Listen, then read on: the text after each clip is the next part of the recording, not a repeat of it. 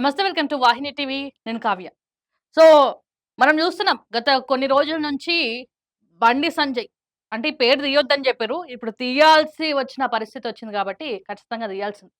So, Bandi Sanjay కొడుకు బండి భగీరథ్‌కి సంబంధించి కేసు నమోదైన విషయం మనందరికీ తెలిసిందే.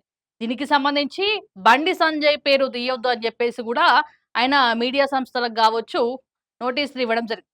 దాంతో పాటుగా ఈరోజు గూడా అంటే నిన్న గూడా మా యూట్యూబ్ ఛానెల్స్‌కి నోటీసులు రావడం జరిగింది. సో, నోటీసులే గాకుండా పరువు నష్టం దావా, డిఫమేషన్‌లు గూడా ఏశారు. అసలు ఏం తప్పు చేసినామని? ఏం తప్పు మాట్లాడినామని? ఉన్న వాస్తవం మాట్లాడినామనా? లేకపోతే బండి భగీరథ్ ఏం జేయలేదు. ఆయన పత్తిత్తు ఉన్నయి లేనివి మేము సృష్టించినామని జెప్పేసి మా పైన డిఫమేషన్ జేసిర్రా? కొంచెమన్నా సిగ్గుండాలి. సో, ఇప్పటి వరకు అంటే నిన్న మాకు ఈ నోటీసులు రానంత వరకు బండి సంజయ్ అంటే ఒక మంచి రెస్పెక్ట్ ఉండే.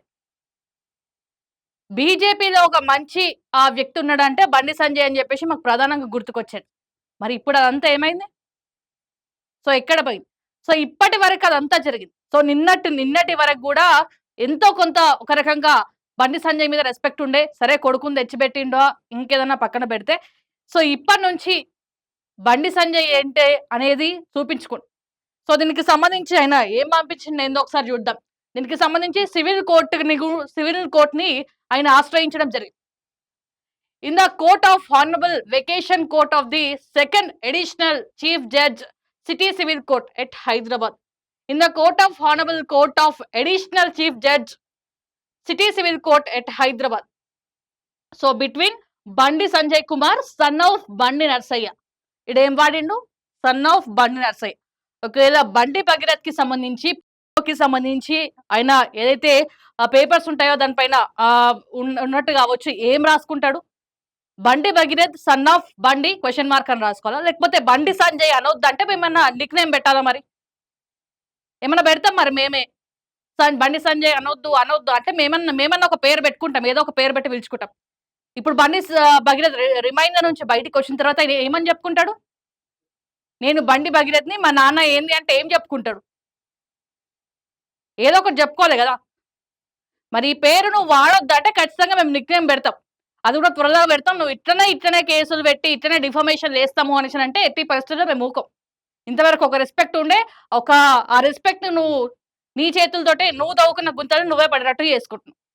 సో, దీనికి సంబంధించి శాటిలైట్ ఛానెల్ నుంచి చిన్న యూట్యూబ్ ఛానెల్ దాకా ఆయన లింకులతో సహా పెట్టడం జరిగింది. మరి మా వాహిని టీవీకి సంబంధించి ఒక్క లింక్ కూడా రాలేదు మరి దేనికి? అసలు మా పైన ఎందుకు పెట్టినట్టు? నీ గురించి ఇట్లనే ఏమైనా నించొని ఏమైనా మాట్లాడినామా? నీ గురించి ఏమైనా చెడ్డగా మాట్లాడినామా?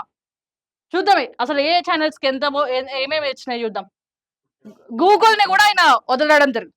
గూగుల్ కావచ్చు, మెటా ప్లాట్‌ఫార్మ్ కావచ్చు, X Corp, TV nine, TV five, ABN, Sakshi TV, NTV, RTV, Maha news, 10 TV, Vahini TV. Bytes managing director, house number 6-3-451, flat number 204, unity homes, Panjagutta, Hyderabad. Vice TV. మరి నీకు పాజిటివ్ చేసినోళ్ళు, నీకు డప్పు కొట్టినోళ్ళకి కూడా నువ్వు ఇచ్చినావు కదా నోటీసులు. ఏ రకంగా ఇచ్చినావు మరి? ఒకసారి చూద్దాం. The plaintiff submit that he is a senior political leader and is currently serving as a minister of state for home affairs, government of India. The plaintiff submit that he is seeking protection of his constitutional right to reputation and dignity under Article 21 of the Constitution of India. Article 21 ప్రకారం reputation పోతుందంటే ఖచ్చితంగా article 19(1)A ప్రకారం మేము ప్రశ్నిస్తాం కదా. ఆ హక్కు మాకుంది కదా. సరే, ఆ హక్కు ఆర్టికల్ 19(1)A ప్రకారం హక్కు ఉంది కాబట్టి మేము ఇష్టం వచ్చినట్టు ఇష్టానుసారంగా నీ పైన ఉన్నవి లేనివనైతే సృష్టిస్తలేం కదా. ఉన్న వాస్తవాలే కదా మేము మాట్లాడింది. బండి సంజయ్ ఎప్పుడు ఏం మాట్లాడతాడు? హిందూ ధర్మం కోసం పోరాడతా, హిందుత్వాన్ని కాపాడతా అని చెప్పేసి పెద్ద పెద్ద నీతులు మాట్లాడతావు కదా. మరి నీ కొడుకుకి హిందూ ధర్మం కోసం అమ్మాయిల పట్ల ఎట్లున్నారని చెప్పేసి ఆ నీతులు నువ్వు బోధియలేవా ఎప్పుడు? నా కొడుకుకి నేను టైం ఇవ్వలేవని నువ్వు చెప్తున్నావు మరి. ఇంట్లో కొడుకునే చక్కగా పెట్టలేవు, నీ సమాజంకి వచ్చి ఏం ఉద్ధరిస్తావు నువ్వు? నీ ఉద్ధరించడం ఏందో ఇప్పుడు కనిపిస్తుంది. సరే, నువ్వు నా కొడుకుని నేనే అప్పచెప్పినా నువ్వు అంటున్నావు. సరే, అప్పచెప్పినావా? మరి అన్ని రోజులు ఏం చేసినావు? ఇన్ని రోజులు నువ్వేం చేసినావు? నువ్వు నిజంగా ధర్మం పట్ల కావచ్చు, అమ్మాయిల పట్ల కావచ్చు, ఇంకా దేని పట్ల హిందూ ధర్మం పట్ల కావచ్చు, నీకు నిజంగా అంత ప్రేమ ఆప్యాయతలు ఉంటే ఇన్ని రోజులు ఏం పీకినావు మరి? అప్పుడే వచ్చి నీ కొడుకుని అప్పుడే అప్పచెప్పేడుతుండే. ఏం చేసినావు మరి అన్ని రోజులు? సో ఏదేమైనా కూడా బండి సంజయ్ ఒకసారి ఆలోచించాలి. నేనేం చేస్తున్నా, ఎట్లా చేస్తున్నా అని చెప్పేసి. నీకు పాజిటివ్ చేసిన ఛానెల్స్ గురించి కూడా నువ్వు ఇట్లా రాస్తే ఎట్లా మరి? అయిపోయింది నీ పని ఖతం అయిపోయింది. నువ్వు తవ్వుకున్న గుంతలో నువ్వే పడుతున్నావు. మొన్నటి వరకు కూడా ఒక రకంగా ఉండే, ఇప్పుడు ఉన్నది కాస్త వీకింది బండి సంజయ్ మీద. సో ఇన్ని యూట్యూబ్ ఛానల్స్ ప్రతి ఒక్క దానికి లింకులు కావచ్చు అన్ని యాడ్ చేసిండు. కేటీఆర్ సహా కూడా యాడ్ చేసిండు. మరి గతంలో నీ కొడుకు గురించి నువ్వు ఇట్లా మాట్లాడితే, గతంలో కవిత గురించి నువ్వేం మాట్లాడినావు? లిక్కర్ రాని అది ఇది అని చెప్పేసి బీజేపీలు తెగ ఎగిరెగిరి పడ్డారు కదా. మరి అప్పుడు కేసీఆర్ సైలెంట్ గానే ఉన్నాడు కదా. సో న్యాయ వ్యవస్థ అనేది ఒకటి ఉంది. అది దాని పని అది చేసుకుంటా పోతుందని చెప్పేసి కేసీఆర్ సైలెంట్ ఉన్నాడు కదా. మరి నీకు అప్పుడు గుర్తు రాలేదా? ఈ ఆడబిడ్డ పైన అట్లా మాట్లాడొద్దు అని చెప్పేసి? అంతకన్నా ఘోరంగా చేసిండు కదా ఇప్పుడు నీ కొడుకు. సో ఏదేమైనా కూడా బండి సంజయ్‌కి సంబంధించి ఇప్పుడు నిజంగా మైనస్ అయ్యేటట్టే అనిపిస్తుంది. ఇప్పుడు నేను బర్తరఫ్ చేస్తారా? లేకపోతే నువ్వు రాజీనామా చేస్తావా? ఇంకేం చేస్తారో తెలవదు గానీ నీ పని ఖతం అయిపోయింది. కరీంనగర్ ప్రజలు కూడా ఒకసారి ఆలోచించాలి. తన కొడుకుని చక్కగా పెట్టుకునేటోడు దేశాన్నేమో ఉద్ధరిస్తాడు. మీ కరీంనగర్‌నేమో ఉద్ధరిస్తాడు. ఏదో సభలు పెట్టినామా, హిందూ ధర్మం కోసం మాట్లాడినామా, జై శ్రీరామ్ అన్నామా ఇంతే తప్ప ఏం లేదట. సో ఇది అయిపోయిన తర్వాత నిజంగా దీనికి సంబంధించి చూస్తే ఇంకా అయిపోయింది. బండి సంజయ్ దీంతో ఈ డెఫమేషన్ లెటర్‌తో మొత్తం అయిపోయింది. బండి సంజయ్ చరిత్ర మొత్తం ఖతం అయిపోయింది. ఎందుకంటే సరే మొన్నటి వరకు ఏమన్నాడు? నేనే అప్పజెప్పినా, నేనే తీసుకొచ్చి పోలీసులకు అప్పజెప్పినా అని చెప్తే, సరే బండి సంజయ్ చెప్పిండేమో అంతో ఇంతో బెటర్ ఇది అనేసి అనుకున్నాం. ఇప్పుడేమైంది మరి? ఇప్పుడేమైంది మరి? నువ్వు చేసిన తప్పులు కావచ్చు, నువ్వు చేసిన మంచి కావచ్చు, నువ్వెక్కడ ఏం మాట్లాడినా, ఎక్కడ మైనస్ చేసినా, ఎక్కడ ప్లస్ చేసినా ప్రతీదీ చూపించేది యూట్యూబ్ ఛానల్స్. మాలాంటి ఛానల్స్‌దే. నువ్వు లేకపోతే వేరే పైసలకి అమ్ముడు పోయే ఛానల్స్ ఉన్నాయి. మావి అట్లాంటివి కావు కాబట్టి నేనెప్పుడు ఇక్కడ నుంచి నేను నీ గురించి కావచ్చు, నీ కొడుకు గురించి కావచ్చు ఇక్కడ నిలబడి ఎప్పుడు మాట్లాడలే. వాళ్ళయో వీళ్ళయో ప్రెస్ మీట్‌లు పెట్టినాయో ఇంకేదనో తప్ప బయట తీసుకున్నా తప్ప ఇంకేం మాట్లాడలే నేను. ఇప్పటి వరకు గూడా. ఈ రోజు మాట్లాడేటట్టు చేసింది గూడా నువ్వే. సో నాకు పర్సనల్‌గా గూడా బండి సంజయ్ అంటే మంచి రెస్పెక్ట్ ఉండే. నువ్వు బీజేపీ రాష్ట్ర అధ్యక్షుడిగా అయినప్పుడు జీహెచ్ఎంసీ సీట్లు నీకొచ్చినప్పుడు అప్పుడు ఇంకా రెస్పెక్ట్ పెరిగింది. అరే! ఇట్లుండాలిరా బై, ఇట్లుంటే బీజేపీ అధికారంలోకొస్తది అని చెప్పేసి ఒక రకంగా ఉండే. ఇప్పుడు అనిపిస్తుంది బీజేపీలో ఇట్లాంటోళ్ళు ఎందుకున్నారు అని చెప్పేసి. నువ్వెట్లా నర్సయ్యనా మీ డ్యాడీ పేరు? మీ అయ్య పేరు? నువ్వెట్లా మీ నాన్న పేరు యూజ్ చేసుకున్నావు? బండి సంజయ్ సన్ ఆఫ్ బండి నర్సయ్య అని నువ్వెట్లా యూజ్ చేసుకున్నావు? ఖచ్చితంగా నీ కొడుకు అదే యూజ్ చేస్తాడు కదా మరి బండి సంజయ్ అని చెప్పేసి.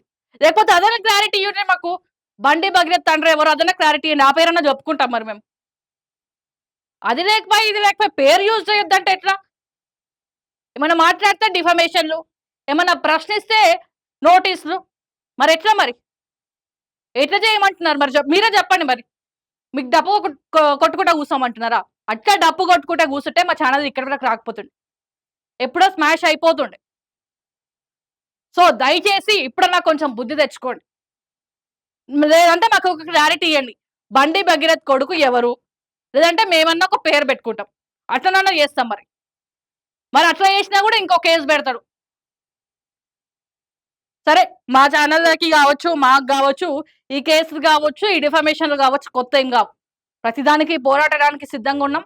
ప్రతి దానికి ఒక అడుగు ముందే ఏస్తాం తప్ప వెనక్కి తగ్గే ప్రసక్తయితే లేదు. కాబట్టి ఈ నోటీసులు ఇవన్నీ మాకు జుజుబీలే. కొత్తేం గాదు. సో ఎన్ని నోటీసులు ఇచ్చినా గూడా నువ్వు తప్పు చేసినా, నీ కొడుకు తప్పు చేసినా, నీ ఇంటోళ్ళు ఎవడు తప్పు చేసినా గూడా ఖచ్చితంగా బయట పెడతాం. ఖచ్చితంగా దీని గురించి మాట్లాడతాం. ఇంకా ఎక్కువ వివరిస్తాం. ఎట్లా జరిగింది పిన్ టు పిన్ ప్రతి ఒక్కటి చేస్తాం.